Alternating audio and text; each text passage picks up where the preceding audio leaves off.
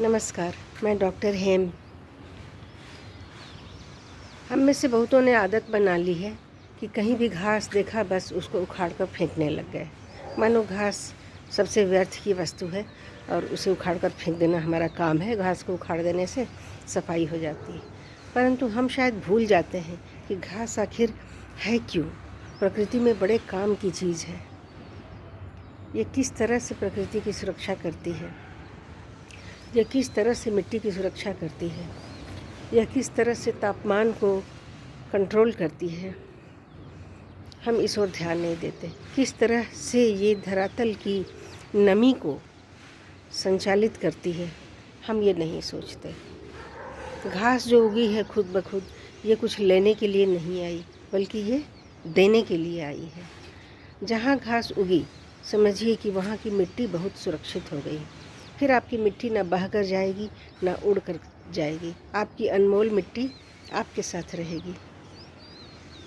जब तक कि कुछ उगाना ना हो, कोई विशेष आवश्यकता नहीं हो, तब तक घास को उखाड़ा नहीं जाना चाहिए या उखाड़ने से बचना चाहिए।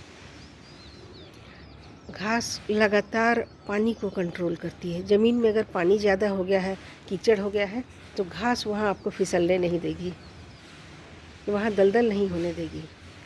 मिट्टी के अतिरिक्त पानी को ये लगातार ट्रांसपीरेशन के माध्यम से हवा में भेजती रहेगी, जिससे कि पानी का संतुलन ज़मीन और हवा में बराबर बना रहे।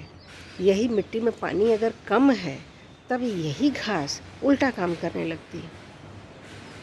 तब वो मिट्टी के पानी को उड़ने नहीं देती और स्वयं लगभग बिना पानी के अपना गुजारा कर लेती है। यानी कि ज़मीन में पानी ज़्यादा है तो दलदल नहीं बनने देती, पानी उड़ा देती है आसमान में।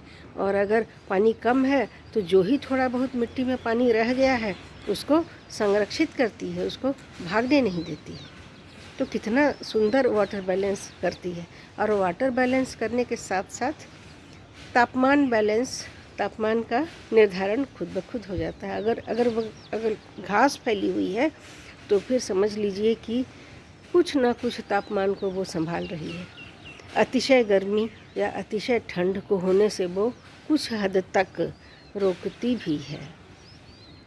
वो मिट्टी को भी सुरक्षित करती है, तापमान को भी सुरक्षित करती है। आपके मैदानों को वो खेलने लायक भी बनाती है, बैठने लायक भी बनाती है। और घास यदि सड़ जाए, घास की उम्र यदि पूरी हो जाए, अगर वो सड़े तो वो एक बहुत ही बेहतरीन खाद यानी प्राकृतिक कंपोस्ट का भी काम करती है। तो ये है आपके घास का महत्व। फिर मिलेंगे अगले वीडियो में। आप अपनी राय हमें देंगे, हमें आपके सुझावों का स्वागत करेंगे।